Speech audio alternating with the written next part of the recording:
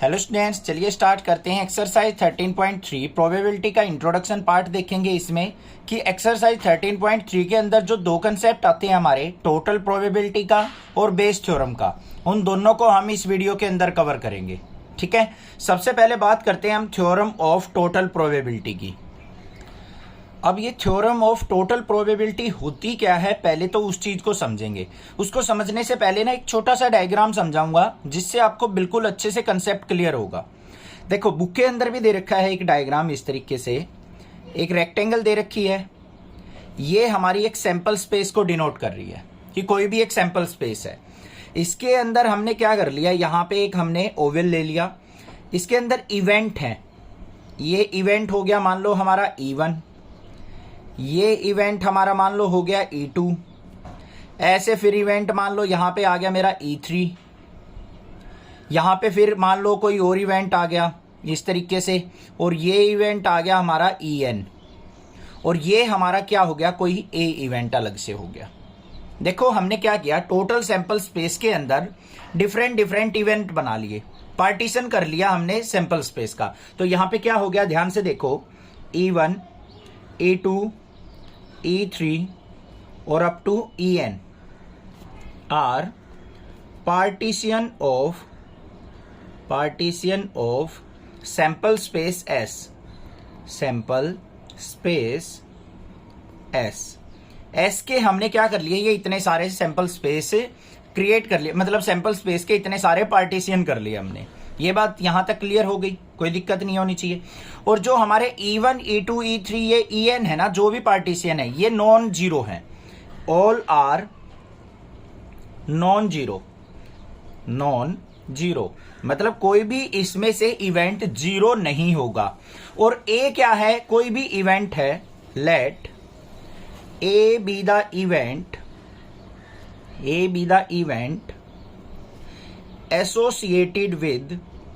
associated with sample space S। यहां पे क्या मानना है, A एक ऐसा इवेंट है जो S सैंपल स्पेस से क्या कर रहा है, एसोसिएट कर रहा है, मतलब इससे रिलेट कर रहा है। अभी तक आपको थोड़ी सी अलग अलग सी चीजें लग रही होंगी, सर क्या करवा रहे हो, समझ में नहीं आ रहा है। अभी चिंता मत करो, अभी पूरी यहां पे बताऊंगा टोटल प्रोबेबिलिटी का फॉर्मूला, तो वो समझने के लिए आपको ये चीज समझनी जरूरी थी। हमने क्या देखा, एक सैंपल स्पेस था, कोई भी हो सकता है, मान लो 2 डाइस को हमने रोल किया, उसके 36 सैंपल स्पेस बने, उसमें से कुछ इवेंट बना दिए हमने कि दोनों डाइस पे इवन नंबर आए, दोनों डाइस पे ओड नंबर आए, या कोई और बना दिया हमने कि दोनों डाइस का सम 6 आए। इस तरीके से बहुत सारे इवेंट बन सकते हैं हमारे, तो हमने बहुत सारे इवेंट को क्रिएट कर लिया। और A कोई ऐसा इवेंट बना दिया हमने, मान लिया हमने कह दिया कि दोनों पे सेम नंबर आना चाहिए, उस इवेंट की प्रोबेबिलिटी निकालो टोटल प्रोबेबिलिटी से। तो कैसे निकलती है, यहां पे probability of A event equal to probability of E1 event multiply probability of A by E1, conditional probability बताया ना। ऐसे ही प्रोबेबिलिटी ऑफ E2 इवेंट जो सेकंड इवेंट था, इनटू में probability of A by E2, A event की probability with respect to E2 की हमें पता होगी। उसके बाद इस तरीके से चलेगा, और मान लो probability of nth event into में conditional probability A by EN। ये होती है हमारी क्या, टोटल प्रोबेबिलिटी, मतलब जितने भी इवेंट थे उसके अंदर सभी का सम करके हम प्रोबेबिलिटी निकालें तो हम किसी इवेंट की प्रोबेबिलिटी फाइंड आउट कर सकते हैं। इसको हम किस तरीके से लिख सकते हैं, sigma I is equal to 1 से लेके n प्रोबेबिलिटी ऑफ, यहां पे E1, E2, E3 up to EN चलेगा तो इसको EI ले लेंगे, इनटू में probability of A by E1, E2, E3 up to EN है तो यहां पे EI ले लेंगे। ये हमारा सम आ गया किसका, टोटल प्रोबेबिलिटी का। जहां पे भी ये काउंटिंग थी ना 1, 2, 3, 4 अप टू n, उसको ले लिया हमने I। यहाँ पे E1, E2, E3 up to EN था, इसको भी ले लिया I। और I की वैल्यू कहां से स्टार्ट हुई है, I इक्वल टू 1 से स्टार्ट होके कहां तक गई है, n तक। यहाँ पे डिनोट भी कर दिया हमने, I इक्वल टू 1 से लेके n तक चलेगा। ये फॉर्मूला बन गया हमारा किसका, थ्योरम ऑफ टोटल प्रोबेबिलिटी का।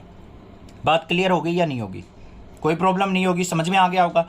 अब इससे अच्छा नेक्स्ट कंसेप्ट जो आएगा ना बेस थ्योरम का, वो आपको बड़े अच्छे ध्यान से समझना है। क्योंकि मोस्टली क्वेश्चंस उसी से आते हैं और एग्जाम में भी बेस थ्योरम से क्वेश्चन पूछा जाता है। अब हम समझेंगे बेस थ्योरम को। बेस थ्योरम को समझने से पहले आपको एक एग्जाम्पल समझना पड़ेगा। अगर वो एग्जाम्पल आपके माइंड के अंदर सेट हो जाता है ना, तो ये मान लीजिए आपको बेस थ्योरम का कंसेप्ट समझ में आ जाएगा। आप एग्जाम्पल जो है बेस थ्योरम का एनसीईआरटी बुक से भी कर सकते हैं, जो आपको 8-10 लाइन के पैराग्राफ में गिवन है। अदरवाइज मैं यहाँ पे एक अदर एग्जाम्पल बना रहा हूँ, उसको भी समझ के आप यहाँ पे बेस थ्योरम को अच्छे से समझ सकते हैं। तो देखो ध्यान से, बेस थ्योरम का मतलब क्या होता है। अब कंडीशनल प्रोबेबिलिटी हमने पिछले चैप्टर्स में पढ़ चुके हैं हम, कंडीशनल प्रोबेबिलिटी। तो यहाँ पे कंडीशनल प्रोबेबिलिटी तो यूज होगी ही होगी, साथ में यहाँ पे हमें क्या निकालनी है, रिवर्स प्रोबेबिलिटी। Reverse probability. अब ये सोचोगे सर ये रिवर्स प्रोबेबिलिटी क्या होती है, उसको टेंशन मत लो किसी चीज की। रिवर्स प्रोबेबिलिटी अभी पता लग जाएगा जब हम यहाँ पे उस एग्जाम्पल को समझेंगे। अब देखो, मान लो हमारे पास क्या है, एक कंपनी है, उसके अंदर ये पेन बनते हैं। क्या बनते हैं, पेन, ठीक है, बटरफ्लो का पेन बन रहा है उसके अंदर। और उसके कंपनी के अंदर 3 मशीन बनी हुई हैं। एक फर्स्ट मशीन है जो इवेंट क्या करती है, E1 क्रिएट करती है। सेकंड मशीन E2 हमारा इवेंट क्रिएट करती है। Third E3। ये चीज दे रखी है हमें, मान लो 3 मशीन है, E1 E2 E3। तीनों क्या करती हैं, बटरफ्लो का पेन प्रोड्यूस करती है, बनाती हैं। E1 जो हमारी मशीन है वो मान लो हमारी क्या करती है, 50% पेन्स की कंस्ट्रक्शन करती है। E2 मशीन मान लो हमारी क्या करती है, 30% पेन की कंस्ट्रक्शन करती है, बनाती है। E3 जो है प्रोडक्शन जो करती है वो कितनी करती है, 20% का। कंस्ट्रक्शन नहीं कहेंगे, प्रोडक्शन मान लो। ये हो गए हमारे तीनों की तीनों मशीन्स के अंदर। E1 ने 50% बनाए, E2 ने 30% बनाए, E3 ने 20% बनाए। अब इनको बनने के बाद हमने देखा कुछ पेन डिफेक्टिव आ गए। यहां पे मान लो क्या आ गया, एक इवेंट आ गया D, जो किसका है, डिफेक्टिव पेन का। किसका है, डिफेक्टिव पेन का इवेंट है D, कि मतलब तीनों ने पेन तो बनाए मशीन ने, और उनमें से कुछ पेन डिफेक्टिव निकल गए, वो आ गया D से इवेंट मान लिया हमने डिफेक्टिव पेन। अब हमें क्या मिलेगा, यहां पे आपको कंडीशनल प्रोबेबिलिटी मिलेगी कि E1 मशीन के डिफेक्टिव पेन बनाने के कितने चांसेस है, E2 के कितने चांसेस है, E3 के कितने चांसेस है, कि मतलब कौन कौन सी मशीन ने वो डिफेक्टिव पेन ने बनाया होगा। तो वो किस तरीके से मिलेगी, देखो तो आपको डेटा कैसे मिलेगा, जैसे प्रोबेबिलिटी ऑफ, यहां पे डिफेक्टिव पेन की प्रोबेबिलिटी किसने क्रिएट किया है, E1 ने, वो मान लो आपके पास आ गई 3%। 3% चांसेस है कि आपका जो डिफेक्टिव पेन बना है वो E1 मशीन ने बनाया है, वो 3% उसने यहाँ पे कंडीशनल प्रोबेबिलिटी दे दी। अब E2 की मिलेगी ऐसे ही आपको probability of D defective pen with respect to E2, कि E2 मशीन ने बनाया होगा, उसकी मान लो क्या है, 2%। ऐसे ही प्रोबेबिलिटी ऑफ मान लो क्या है, डिफेक्टिव पेन की E3 के रिस्पेक्ट में, वो मान लो कितनी दे दी, 1%। इस तरीके से आपको कंडीशनल प्रोबेबिलिटी दे रखी है कि जो डिफेक्टिव पेन बना है वो E1 मशीन ने बनाया, उसके चांसेस कितने, 3%, क्योंकि इसकी प्रोडक्शन भी ज्यादा है भाई। तो इससे डिफेक्टिव पेन बनने की भी प्रोडक्शन को वो जो होगी, प्रोडक्शन क्या होगी, चांसेस जो होंगे ज्यादा होंगे। ऐसे ही E2 मशीन के दे दिए, ऐसे ही E3 के दे दिए, तीनों क्या दे दी हमें, कंडीशनल प्रोबेबिलिटी दे दी।